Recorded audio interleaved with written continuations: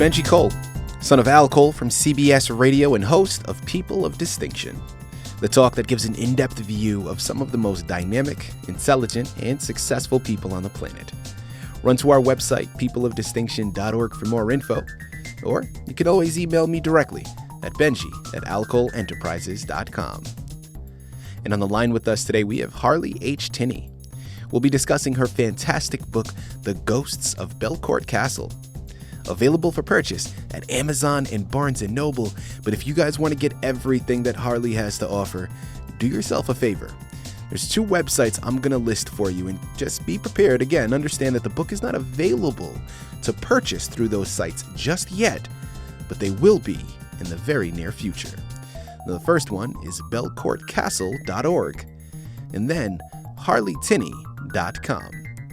Now, in both of those websites, you'll be able to find out more information on Harle, more information on Belcourt Castle, and again, very shortly, there'll be hyperlinks set up to take you to the purchasing page as well. So one more time, that's belcourtcastle.org and harletinney.com. And I will say, Harle was brought to our network, People of Distinction, today by some of the best movers in the business, UR Link Print and Media Publishing. So if you have a book that you'd like moved, do yourself a favor and contact UR Link. You can find out more information on them at urlinkpublishing.com. And guys, listen, it is an absolute pleasure to have Harle here on the line because first and foremost, she's a fellow New Englander like myself, but not only a New Englander, a Rhode Islander, right? So it gets even closer. I absolutely love it. The book we're discussing, The Ghosts of Belcourt Castle. Anybody that has been in Rhode Island, has been to Newport, Rhode Island, and has been to the mansions there, you already know what we're going to be discussing. Belcourt Castle is one of the mansions that are there in Newport, and I remember growing up, and I was telling Harle this in the pre-screening call. Every year, when you're in elementary school and even in junior high, I don't think we took any trips when I was in high school to Newport, but prior to that, it's a very common thing. You're always going to take a class field trip, a school field trip to Newport, Rhode Island, and you're going to tour all of the mansions that are there. Rhode Island is a very historical place, so there's a lot of things that have been there for hundreds of years, the mansions being one of them. Now, one specific mansion is the Belcourt Castle, and right there in the title, you can tell this is going to be a ghost story, okay? Now, it's meant for multiple things. First and foremost, clearly an education, but also we're going to be learning from Harle's direct experience with the castle herself and some of the ghosts that she's encountered. So sit back, strap in, get ready for a fun-filled education because Harle is the expert. She's written the book. She's pulling from her experiences. She's going to be able to articulate all of the nuances in her book much better than I ever could. So first and foremost, Harle, thank you for being a guest with us today on People of Distinction. How are you? I'm fine, and thank you for inviting me. Absolutely. Listen, we're very much looking forward to this. This is going to be a nostalgic thing for me, and I know my audience is going to be very, very excited to learn about a ghost story. Now, before we jump into the book, let's hold off slightly. Start by telling our listening audience a little bit more about yourself, please. Well, I was born in Providence, Rhode Island, but my family lived in Middletown. At the time, my father was at the Torpedo Station, which is now a Rhode Island resort. But I went to public schools, graduated from classical high school in 1959, and went to 1 year of Albion College, where I was studying pre-med. But then I met, through my music abilities, a wonderful man named Donald Tinney, who owned Belcourt Castle. And I fell in love with him. He fell in love with me, too. And we were married in December of 1960, and I moved from the ordinary world into the exciting world of a 60-room mansion on Bellevue Avenue in Newport, Rhode Island. I was giving tours at the time, and I had been a tour guide there for one summer. Fantastic. The rest is my life at Belcourt Castle. Mm-hmm. Fantastic. Well, listen, Harle, without further ado, The Ghosts of Belcourt Castle. Tell us a little bit about your book. Well, a friend of mine named Virginia Smith gave a lecture in one of the other mansions that we attended about the ghosts of Europe. And we didn't believe in ghosts. You know, it was not something that anybody talked about publicly in those days. But I was fascinated with her subject and invited her to come to Belcourt to give her lecture at Belcourt. When she was there, she did a little tour on her own. She said, "You have a lot of haunted pieces in this house." And I said, "We do?" "Yes." And she gave a little demonstration of one of the chairs just for us. Well, we weren't sure that we wanted to be remembered. We thought Belcourt Castle should be remembered for the antiques from 33 countries and for the Oliver Belmont story, and August Belmont, whose story was fascinating. And Alva. Everybody heard about Alva in Newport. She was the woman who divorced William K. Vanderbilt and married Oliver Belmont. Well, those stories were part of the history of Belcourt, and we weren't sure we were interested in the ghosts. Well, it took a number of years. So we started doing ghost tours with Miss Virginia Smith. She gave a slide lecture, and that was it. And people left after the slide lecture. And then people said, "Wait a minute, we want to see the house." So we developed a ghost tour, and I participated in some of them in the beginning, but Miss Smith did most of them. And then Miss Smith developed some problems walking, so she said, "Well, can we divide the tour?" So she and I worked the tours together. She did some rooms, I did some rooms. And she did her demonstrations of energy left behind in some of the furniture. I wasn't going to tell anybody about my experiences, but I remember one day going into the ballroom all by myself. Nobody was supposed to be around, and I had to turn out some lights that were left on, illuminating the 13th century stained glass that was the whole north wall of the French Gothic ballroom. When I turned out the lights, there was the most ungodly scream in my ear that I had ever heard in my life, and I froze. And I lost my breath for at least a minute. And then I turned around, and the lights that I had just turned off came back on again. So I was a little saying, "Boy, there's something wrong with me." But I went over and I turned out the lights again. I went back, and the second scream was worse than the first, and I didn't stop. I ran back into the south wing where we had a private apartment. And I didn't tell anybody, not even my husband, but I was still shaking after that experience. So we kept doing the ghost tours, and I told Virginia about it. So she and I were doing the ghost tours, and it became very popular. It came where we were doing them like for 1 hour a week. Now we were doing 3 every week, and we couldn't contain the people that were interested in it. And we combined the tour of the house with the lecture. That's how my interest in ghosts got started, and it took a number of years. So that's how I started writing the book. After the ghost tours, we didn't have anything to give people, So Virginia had said she was going to write her book, but she never did. And I said, well, this, after my husband died, I had more staff working for me. We were in the middle of a lawsuit.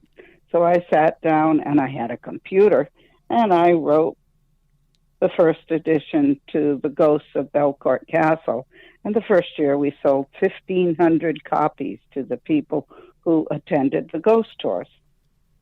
I didn't even think about it. It was really a souvenir. Mm-hmm. I was not really a writer, but I had done okay in school. Anyway, that's how it got started.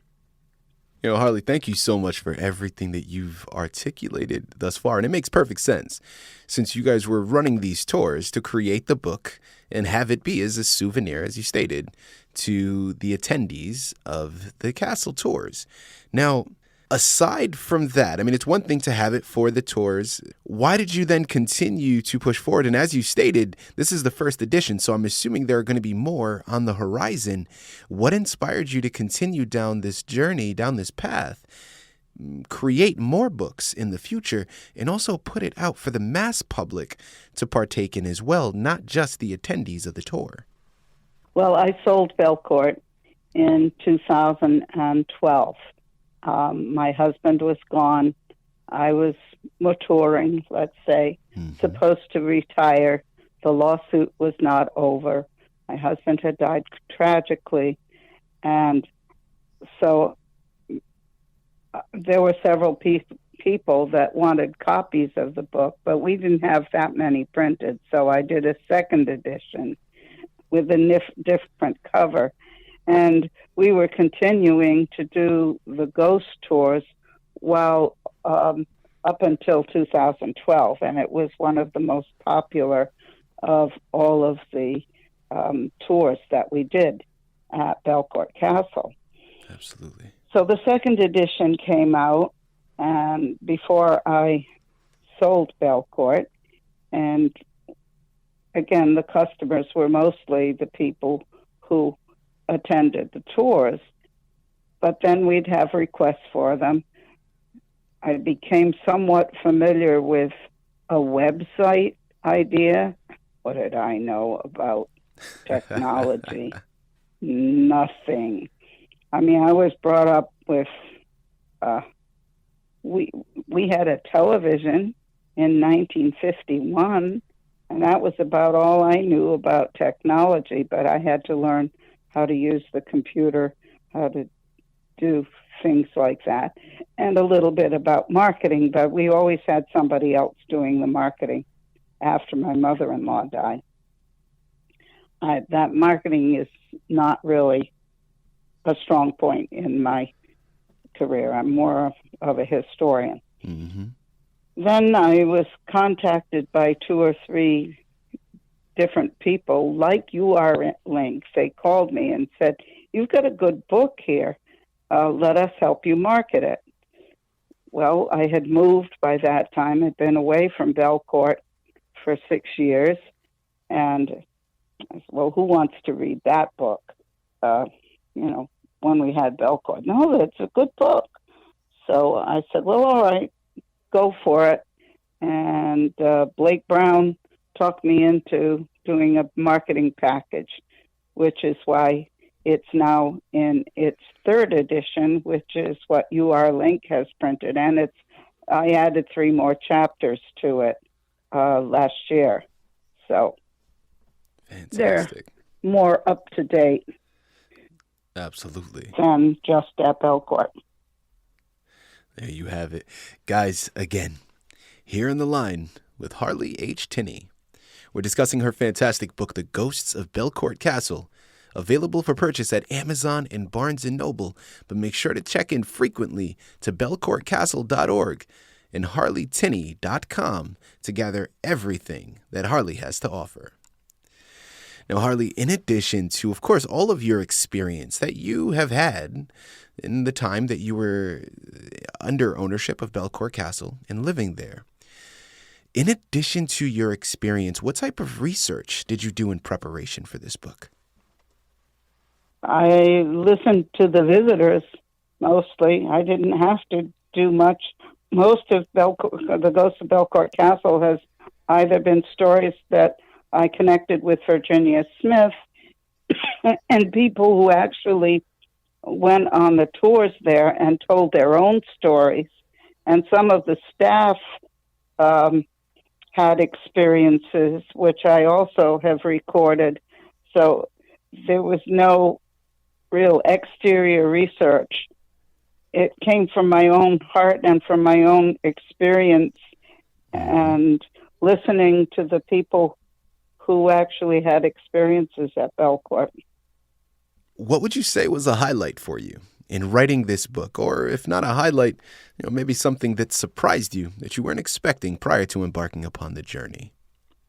Well, I was surprised that so many people really liked the book. And I did not consider myself a writer of such. And I said, well, this is just recording.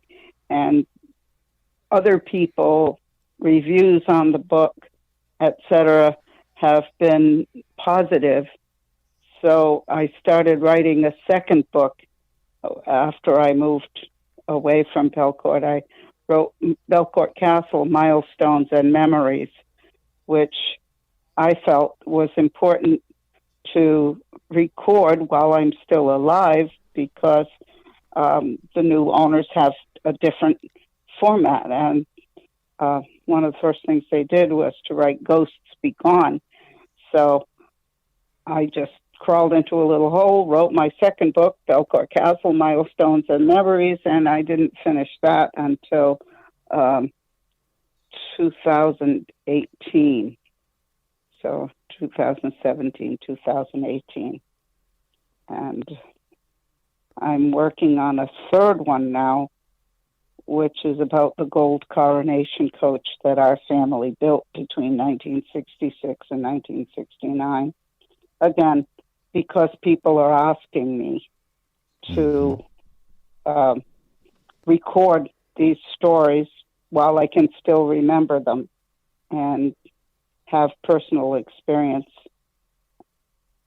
The ghosts was not what I wanted to be remembered for, but I guess it's part of what will put me down in a historical thing as having written a book about the ghosts of Belcourt Castle. So these other books will be about the arts in Belcourt Castle, because that house was a wonderful museum and had pieces from 33 countries and 37 other Newport mansions that had been torn down during the time before my husband and his family bought that house.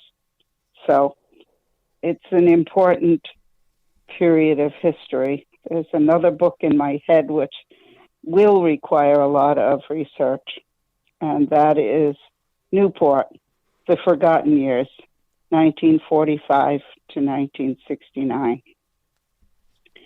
When you read the history of Newport, you know a lot about the Gilded Age, and you know a lot about the American Revolution, but those interim years when Newport was almost forgotten, that was probably when you were growing up,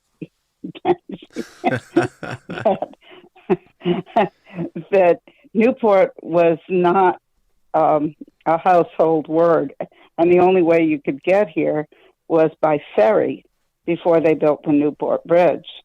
And it was quite an arduous task for your class. Well, you probably came over after the bridge, am I right? Yes. It was, yeah. There is a whole world of Newport before the bridge, and that's what I wanted to record, because most people who are living in Newport now, and I've given lectures on the re-Gilded Age, which is happening right now. The Gilded Age, we all remember the Vanderbilts, the Belmonts, the Astors, and all of that, which are the mansions.